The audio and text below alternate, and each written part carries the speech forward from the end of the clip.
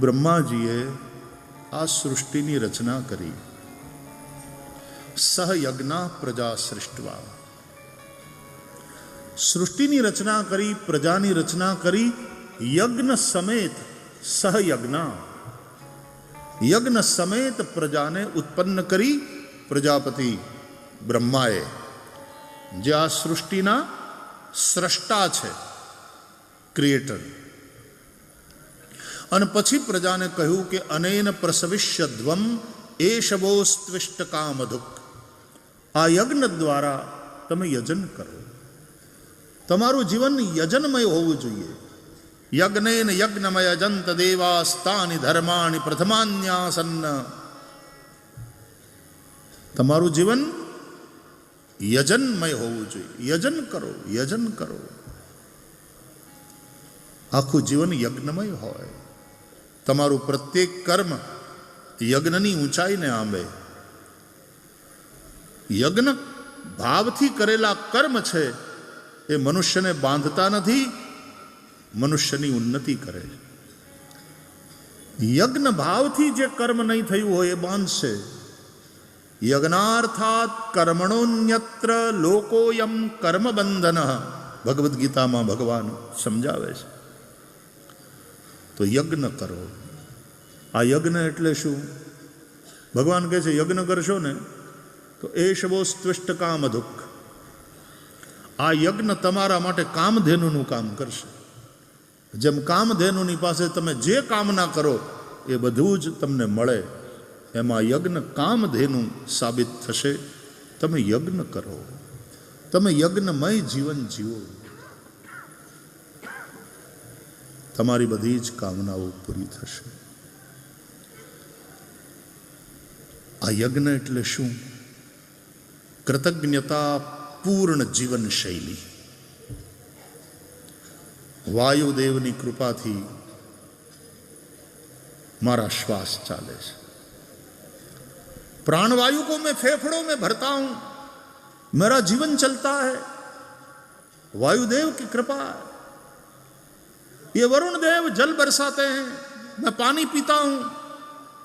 ये वर्षा ही मेरे खेतों को सींचती है. तब ये धरती धन धान्य प्रदान करती है. इसलिए मैं वरुण देव का आभारी हूं, मैं कृतज्ञ हूं. मैं अग्निदेव और मैं सूर्यदेव का आभारी हूं, क्योंकि सूर्यदेव की कृपा से जीवन चलता है. सूर्य विश्व की आत्मा है. यदि सूर्य न रहेगा, जीव सृष्टि ही न रहेगी पृथ्वी पर. आ चंद्रमा છે, એને કારણે જ ધન ધાન્યમાં પોષણની શક્તિ આવે છે.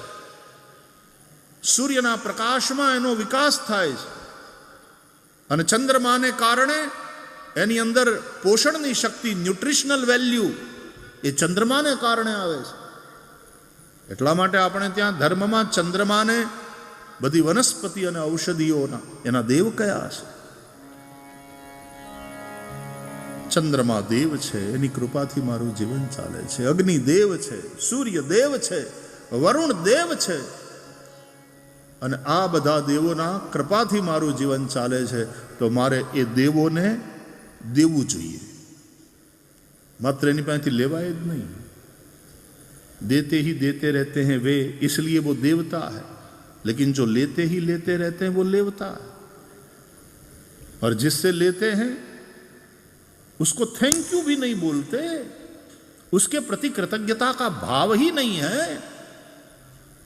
केवल खाओ पियो मजा करो, केवल अपने ही स्वार्थ में, यही असुर है. गई काले आपने જોયું હતું કે અસુર એટલે ભૌતિકવાદી વિચારધારા અને જેની જીવન શૈલી છે. એ લોકો શોષણ કરવા ઉપર જ ધ્યાન આપતા હોય. કેમ લઈ લેવું, કેમ લઈ લેવું, ધરતી પાસેથી કેમ લઈ લેવું. કોલસા કાઢી લ્યો, ઓઇલ કાઢી લ્યો, સોનું કાઢી લ્યો, ચાંદી કાઢી લ્યો, તાંબુ કાઢી લ્યો, લઈ લેવું. ધરતીને પણ ગાય, ગોનો એક અર્થ થાય ધરતી, પૃથ્વી. ગો એટલે ગાય, ગો એટલે પૃથ્વી. એમ જેમ ગાયોનું શોષણ, એમ પૃથ્વીનું શોષણ કરવા ઉપર આપણે ઉતર્યા છીએ. આ ભોગવાદી વિચારધારા આખા વિશ્વને નુકસાન કરશે. ત્યારે આ વ્યાસપીઠો સતત સમાજને જગાડે છે. જાગો જાગો, અભી ભી સંભલ જાઓ, अभी भी संभल जाओ, अभी भी वक्त है. किस प्रकार की पृथ्वी तुम आने वाली पीढ़ी को दे करके जाने वाले हो? आने वाली पीढ़ी के लिए पृथ्वी जीने लायक रहेगी भी कि नहीं?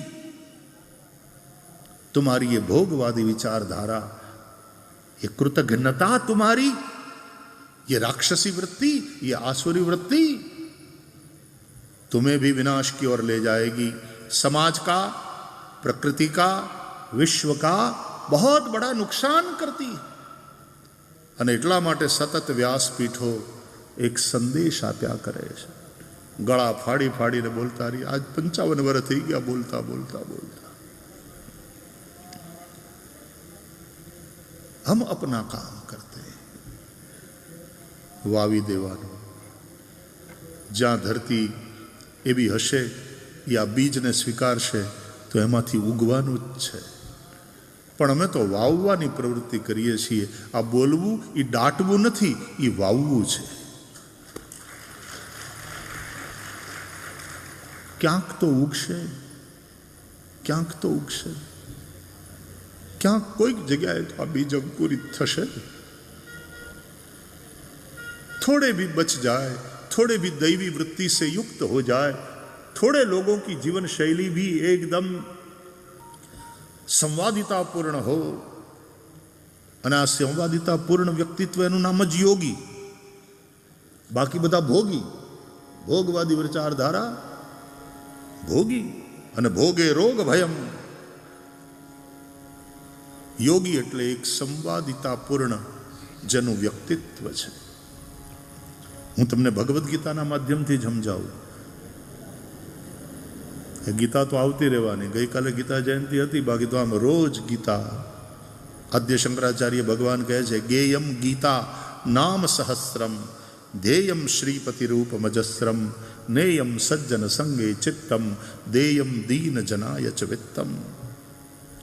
ભગવદ્ ગીતાનો નિત્ય પાઠ કરો. પાઠ કરો એ પુણ્ય કમાવા માટે નહીં, જીવનને સ્વસ્થ રીતે અને ઉન્નતિ તરફ લઈ જવા માટે.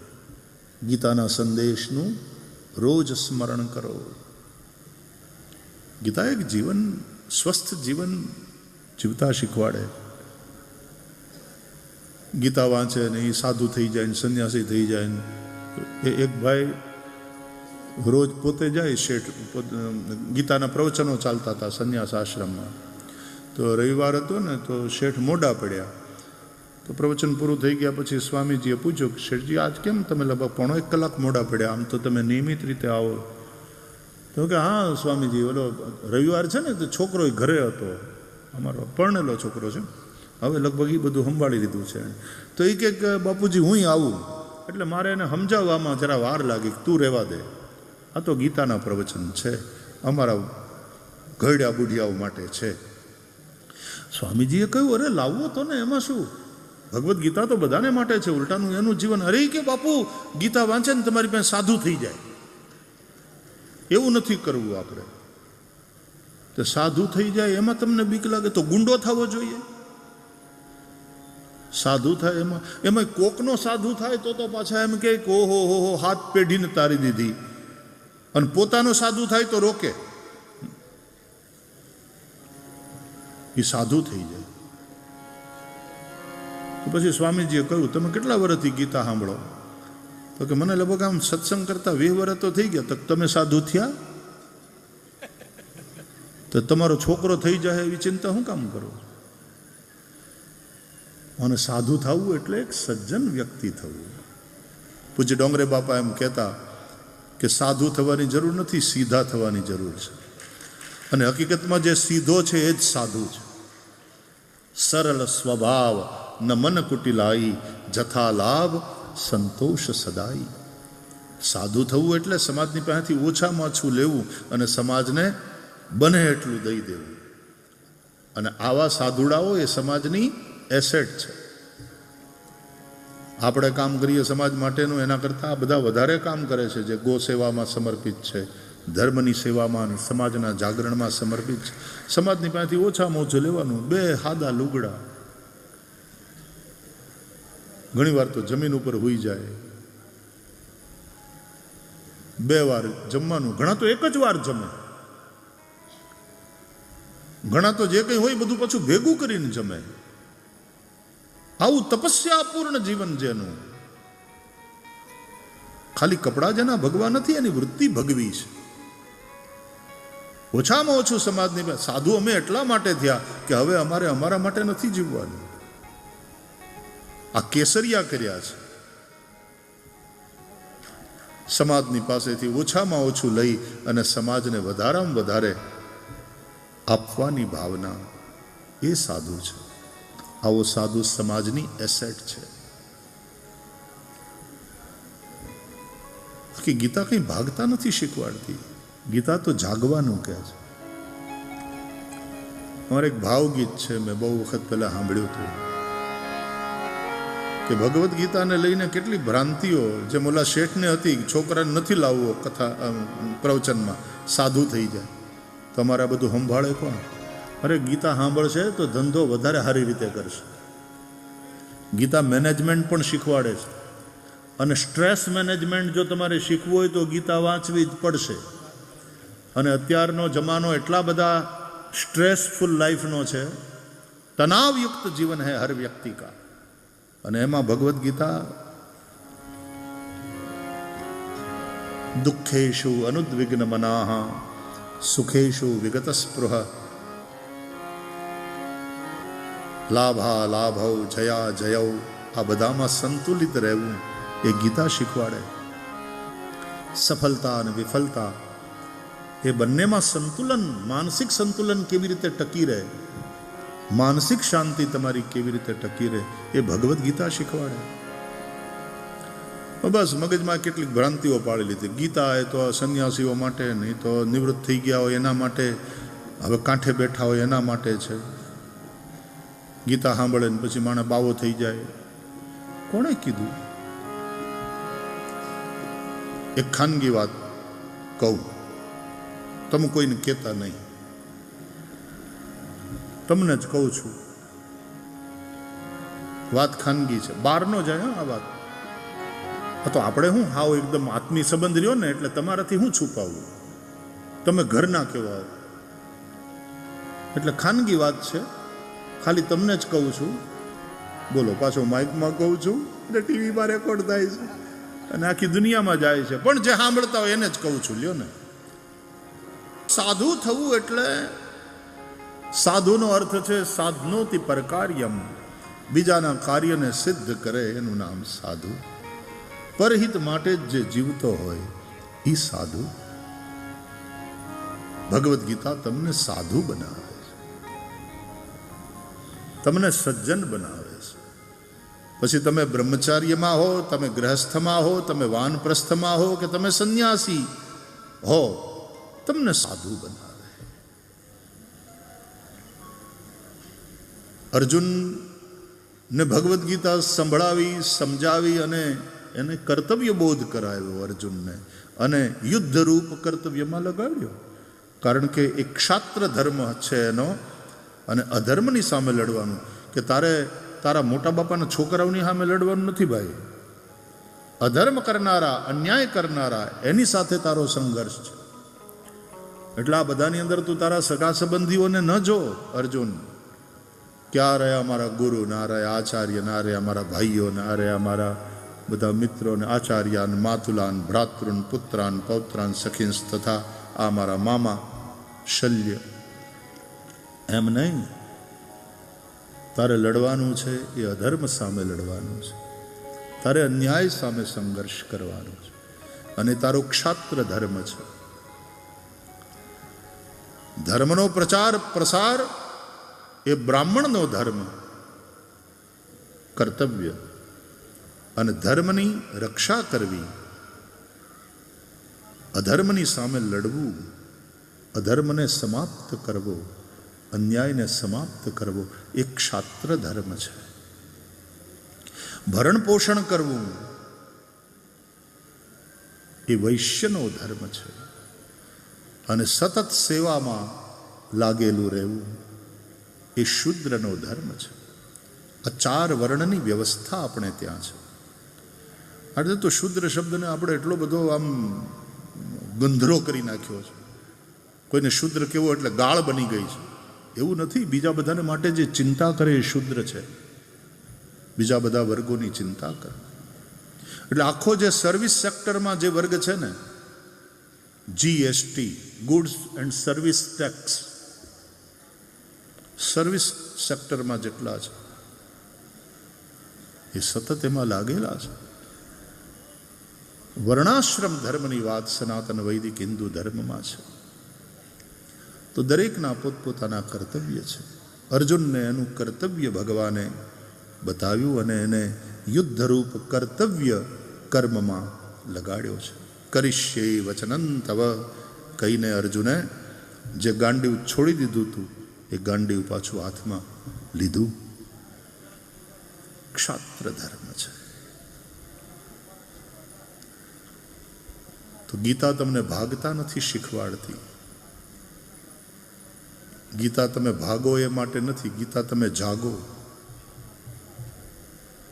होश संभालो, मोह तुम्हें मूर्छित कर रहा है. मोह की मदिरा पी करके आदमी मूर्छित हो रहे हैं. और गीता सुनकर के अर्जुन ने कहा नष्टो मोह स्मृतिर्लब्धा त्वत् प्रसादान मयाच्युत स्थितोस्मि गत संदेह करिष्ये वचनं तव. ए भगवत गीता કહે છે યજ્ઞ સમેત પ્રજાને ઉત્પન્ન કરી અને પ્રજાપતિએ કહ્યું અનેન પ્રસવિષ્યધ્વમ. આ યજ્ઞ દ્વારા તમે દેવતાઓને પ્રસન્ન કરો, દેવતાઓની આરાધના કરો. પ્રસન્ન થયેલા દેવતાઓ તમને ઈચ્છિત ભોગ આપશે. તમે દેવતાઓને ઉન્નત કરો યજ્ઞ દ્વારા. દેવાન ભાવયતાનેન તે દેવા ભાવયંતુ વહ પરસ્પરમ ભાવયંતઃ શ્રેય પરમવાપ્સ્યથ. અને આ રીતે પરમ શ્રેયની પ્રાપ્તિ કરો. સૂર્ય દેવતાની મારા ઉપર કૃપા છે, એની કૃપાથી મારું જીવન ચાલે. વિજ્ઞાનને તમે પૂછો તો એ પણ કહેશે કે જે દિવસે સૂર્ય નહીં હોય અથવા તો સૂર્ય ઠંડો થઈ જશે 8મી મિનિટે જીવ સૃષ્ટિ સમાપ્ત થવાની શરૂઆત થઈ જશે. કારણ કે 8 મિનિટ ને થોડી સેકન્ડ્સ સૂર્યના કિરણને ત્યાંથી પૃથ્વી સુધી પહોંચતા લાગે છે. જુગ સહસ્ર જો જનભર ભાનુ. એટલા માટે આપણા વૈદિક વાંગ્મયમાં સૂર્યને વિશ્વનો આત્મા કહેવામાં આવ્યો. સૂર્ય આત્મા જગતસ્તસ્થુખશ્ચ. तो सूर्य है इसलिए जीवन है. सूर्य देव है. सूर्य को हम हिंदू धर्म वाले आदिदेव कहते हैं. आदिदेव नमस्तुभ्यम प्रसीद मम भास्कर दिवाकर नमस्तुभ्यम प्रभाकर नमोस्तुते. तो सूर्य देव है, चंद्र देव है. पाछा घણા સમજે નહીં એમ કે તમારામાં તો મલ્ટી ગોડ્સ છે ને દેર આર 33 કરોડ દેવતા ને આ બધું ખોટું છે. એક જ હોવો જોઈએ. પછી અંગ્રેજીમાં ઘણા બધાને ડેમીગોડ્સ કહે છે. નવગ્રહો, ઇન્દ્ર, વરુણ, ડેમીગોડ્સ. અરે તમારા વૈદિક વાંગ્મયને તો વાંચો. એમ કહે છે એકમ બ્રહ્મ દ્વિતીયમ નાસ્તિ, દ્વિતીયો નાસ્તિ. एकम ब्रह्म, ब्रह्म एक ही है. एकम एव अद्वितीयम ब्रह्म. અને એ જ બ્રહ્મ જ્યારે એકમાંથી અનેક બને છે સો અકામયત એકોહમ બહુશ્યામી બહુશ્યામ પ્રજાયેય.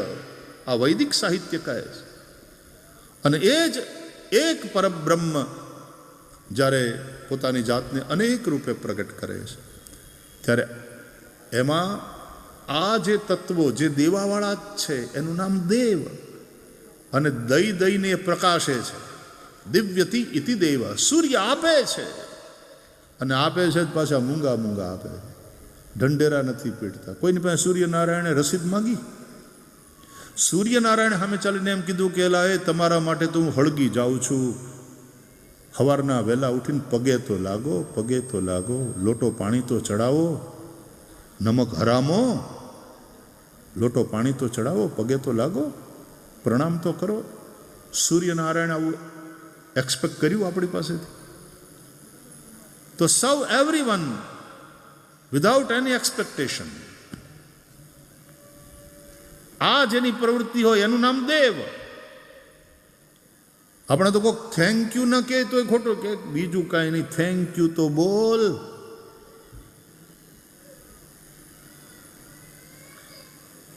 આ ધરતી માતા આપણને ધારણ કરે છે, એના આપણા ઉપર ઉપકાર છે. એ ધરતી આપણને અન્ન આપે છે, એના આપણી ઉપર ઉપકાર છે. એના પ્રત્યે કૃતજ્ઞ બનીએ તો રાક્ષસ થઈશું. એટલે સૃષ્ટિમાં બે પ્રકારની સૃષ્ટિ છે, દૈવી અને આસુરી. ભગવદ્ ગીતામાં પણ દૈવાસુર સંપદ વિભાગ યોગ આખો અધ્યાય છે. તો આવી દૈવી વૃત્તિ જેની છે, દેતા જ રહે છે, દેતા જ રહે છે. આ દેવતાઓ પ્રત્યે આપણે કૃતજ્ઞ રહેવું જોઈએ અને કૃતજ્ઞ ભાવે એનું યજન કરવું જોઈએ, યજ્ઞ કરવા જોઈએ અને યજ્ઞમાં એ દેવાને આહુતિ આપવી જોઈએ. એટલે યજ્ઞની અંદર ઓમ સૂર્યાય સ્વાહા, ઇદમ સૂર્યાય ઇદં નમઃ, ઓમ ચંદ્રમસે સ્વાહા, ઓમ ભૌમાય સ્વાહા, ઓમ બુધાય સ્વાહા, ઓમ બૃહસ્પતયે સ્વાહા, ઓમ શુક્રાય સ્વાહા, ઓમ શનૈશ્ચરાય સ્વાહા, ઓમ રાહવે સ્વાહા, ઓમ કેતવે સ્વાહા, ઓમ વરુણાય સ્વાહા, ઓમ ઇન્દ્રાય સ્વાહા. બધા જ દેવતાઓના નિમિત્તે આપણે આહુતિ આપીએ છીએ સ્વાહા શબ્દ સાથે. જે મા બાપે તમને જન્મ આપ્યો, જે કુળ પરંપરામાં તમે પેદા થયા, જન્મ્યા, એ બધા વડીલો અને તમારા મા બાપ, એના પ્રત્યે તમે કૃતજ્ઞ બનો અને એનું યજન કરો, એની સેવા કરો. કૃતજ્ઞ ન બનશો, મા બાપ જીવતા હોય, પ્રત્યક્ષ દેવ છે, એની સેવા કરો અને જે દિવંગતો છે તમારા પૂર્વજો, એના નિમિત્તે શ્રાદ્ધ કરો. આ કૃતજ્ઞતા છે. દેવતાઓને યજ્ઞ દ્વારા તમે યજન કરો, પિતૃઓને તર્પણ દ્વારા તમે પિતૃઓનું પૂજન કરો, યજન કરો. એટલે પિતૃઓને જળ દ્વારા તર્પણ કરવામાં આવે. પિતૃઓના તર્પણમાં જળની જરૂર પડે અને દેવતાઓના યજનમાં અગ્નિની જરૂર પડે. એટલે અગ્નિમાં સ્વાહા શબ્દ સાથે આહુતિ અપાય અને પિતૃઓને જળથી તર્પણ થાય. ઇદમ જલમ તસ્મૈ સ્વધા નમઃ વા તસ્યૈ સ્વધા નમઃ. સ્વધા શબ્દથી પિતૃઓનું તર્પણ અને સ્વાહા શબ્દથી દેવતાઓને સમર્પણ, એનું યજન, યજ્ઞ. આ સનાતન વૈદિક હિન્દુ ધર્મની કૃતજ્ઞતા પૂર્ણ જીવન શૈલી છે. તો ભારતની માનનીય સુપ્રીમ કોર્ટે પણ એ ઠેરવ્યું કે હિન્દુ એ કેવલ ધર્મ નથી, એક જીવન શૈલીનું નામ છે. It's a way of life. અને હિન્દુ શબ્દ પણ બહુ પાછળથી આવ્યો, બાકી આમ તો સનાતન વૈદિક ધર્મ છે આ. અને એટલા માટે આપણે જય ઘોષ એનો કરીએ, બોલ સત્ય સનાતન ધર્મ કી, બોલીએ સત્ય સનાતન ધર્મ કી. તો સનાતન ધર્મ છે આ, ઇટરનલ. આ હતો, આ ટક્યો છે આટલા આક્રમણ પછી પણ, અને આ જ રહેશે. કારણ કે એના મૂલ્યો એવા છે, એની વિચારધારા એવી ઉદાર છે, સર્વસમાવેશી છે, જીવનનો આદર કરનારી. અહીંયા અધ્યાત્મની વાત છે, અહીંયા આતંકની વાત નથી. તો મનુષ્ય કૃતજ્ઞ બને. તમે પાણી પીવો છો, તમને તરસ લાગી છે, તમારો કંઠ શોષાય છે અને કોઈની પાસે પાણી માગો અને પાણી આપે, એક ગ્લાસ પાણી પીવો, ઠંડુ શીતલ જલ અને જે હાશ થાય, જે તૃપ્તિ થાય, પછી ભગવાનનો આભાર માન્યો છે? આંખમાં આંસુ આવ્યા, આંખમાં પાણી આવ્યું કે હે મારા નાથ, આ પાણી તે ન બનાવ્યું હોત તો મારું જીવન કેમ ચાલે?